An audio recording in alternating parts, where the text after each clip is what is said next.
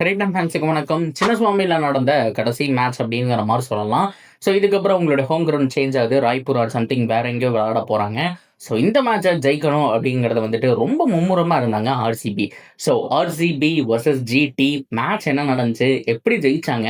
And ரொம்ப முக்கியமா ஜிடியோட புவரான performance அப்படிங்கிறது எல்லாத்தையுமே கம்ப்ளீட்டா ஒரு வீடியோல பார்க்க போறோம். அதுக்கு முன்னாடி ஃபர்ஸ்ட் டைம் சேனலுக்கு வரீங்கன்னா மறக்காம சப்ஸ்கிரைப் பண்ணி சப்போர்ட் பண்ணுங்க. அப்பதான் அப்டேட் எல்லாமே எங்களை வந்து சேரும். சரி வாங்க வீடியோக்குள்ள போலாம்.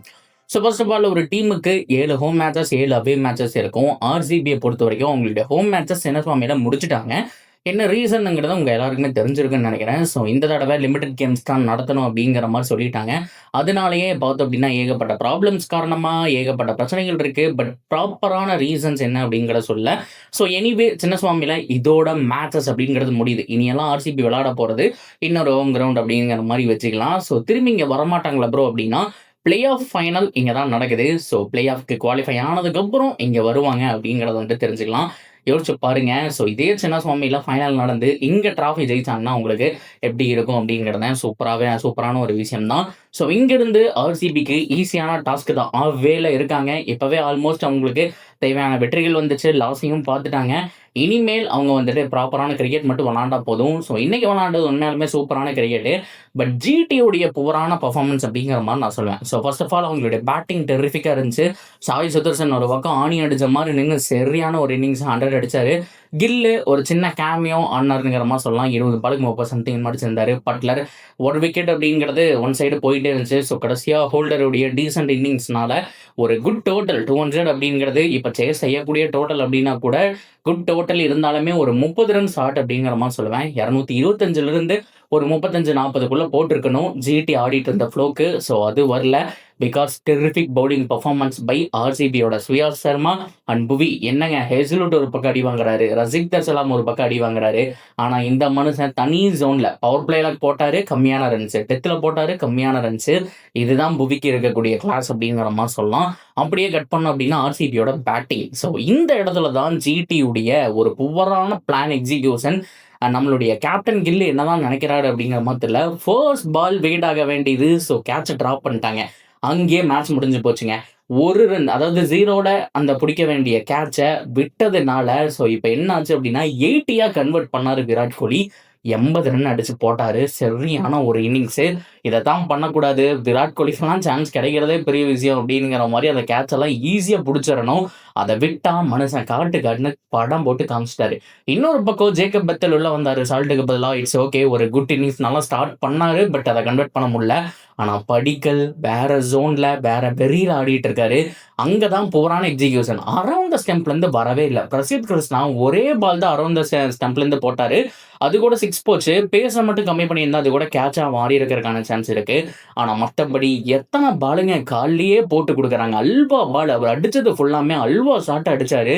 எல்லாமே கால் மேலே அவரோட ஸ்ட்ரென்த்துக்கு என்னமோ போட்டு கொடுத்துட்டு இருந்தாங்க. புவர் பவுலிங் எக்ஸிக்யூஷன் வேற எதுவுமே கிடையாது. அவங்க கிட்ட ரவாடா, சிராஜ், பிரசித் கிருஷ்ணா, வாஷிங்டன் சுந்தர், ரஷீத் கான், ஸோ இது போக இன்னொரு சின்ன பையனை வச்சிருக்கிறாங்க. ஒரு குட் பவுலிங் இருக்கு. ஜேசன் ஹோல்டர் இருக்காரு. 7 பவுலிங் ஆப்ஷனோட வச்சிருக்காங்க.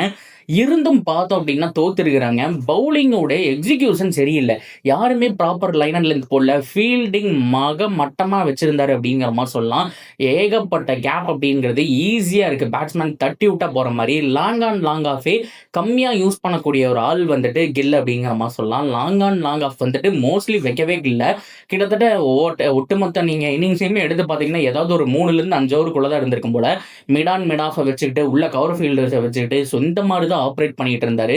ஸோ ஏகப்பட்ட விஷயத்துல வந்துட்டு அந்த பாயிண்ட் ஃபீல்டிங்ல தப்பு பண்ணாரு. இந்த மாதிரி ஃபீல்டிங் வந்துட்டு செட் பண்ணதும் தப்பு. பவுலிங் அதுக்கு தகுந்த மாதிரி போடல. எல்லாமே காலிலேயே போட்டு தந்தாங்க. ஸோ அதுதான் பிரச்சனையே.